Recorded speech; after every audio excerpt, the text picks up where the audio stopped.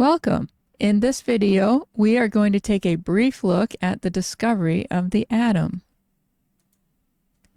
Around 400 BC, Greek philosopher Democritus proposed that a substance is made of atoms, and that atoms are the smallest unit, and so can't be subdivided.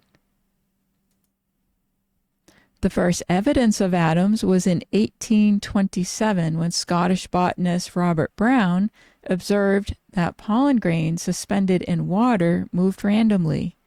The motion was later named after him as Brownian motion. Einstein was first to explain Brownian motion in a 1905 paper. He wrote several that year. He wrote a second paper in 1926 that suggested how to test his theory on Brownian motion. This led to measuring the size of the atom, and in the same year, Jean-Baptiste Perron, a French physicist, performed experiments that confirmed Einstein's hypothesis.